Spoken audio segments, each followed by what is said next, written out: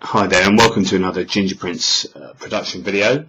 This video is a response to Nonstampcollector, who has an amazing set of great videos, but one of his latest videos is a quite honest question to theists about God and morality and how morality is objectively grounded.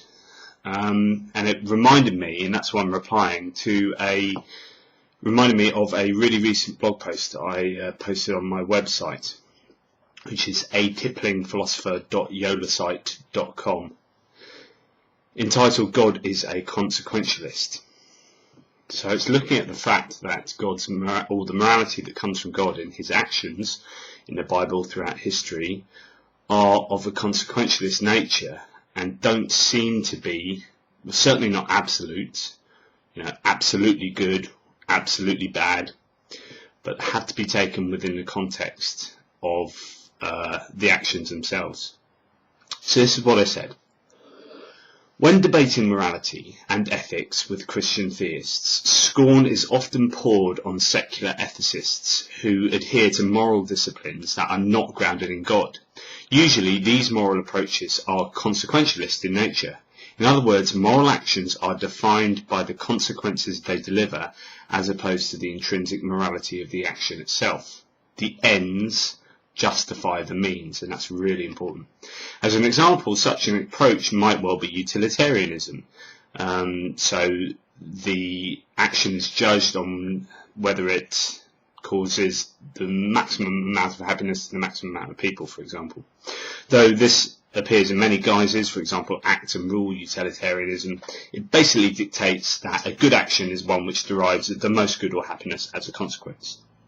Theists claim that good acts are good intrinsically, and the basis for this goodness is the nature of God himself. Now, I do not want to get into the vagaries of divine command theories, but suffice it to say there are many good arguments against such positions.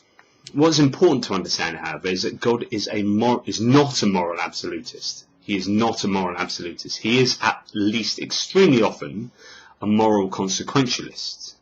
In other words, God does not, again at least very commonly, believe that actions are right or wrong in themselves, regardless of their consequences or the context in which the actions take place. But the actions derive their rightness from their context or consequences. The proof of this is unbelievably commonplace. We could start with the sacrifice and death of Jesus. The ends justify the means, but there are far more obvious acts or omissions. Take Noah's flood, the death of all humanity bar 8, the death of billions of animals and ecosystems would strike many as being not good. Many could argue that such an action, enacted by God, is intrinsically bad. However, God nevertheless enacted this destruction. Why? Because there was a greater good that would come from it. There has to be, or God cannot be labelled all-loving, omnibenevolent. The end justifies the means. God is being a consequentialist.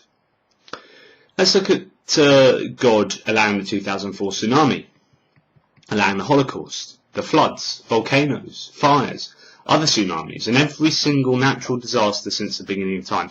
In fact, by God allowing every single bit of suffering, every single death that there has ever happened to any human being or animal since the Big Bang or the Genesis creation, we can see that on every single occasion God has been consequentialist.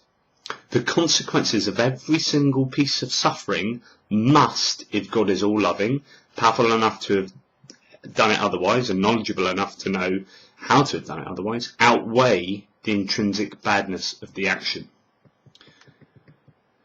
So either God or the theist believes that actions are not intrinsically good or bad, or the consequences of the actions are more important than the intrinsic value of the actions.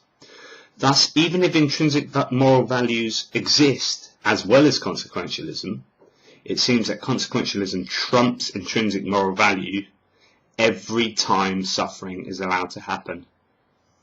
So that's really important. So even if you say, well, God is consequentialist, but there's also an objective morality to any given action, it's almost irrelevant, because that intrinsic value gets outweighed, out-trumped by the consequences of the action every single time.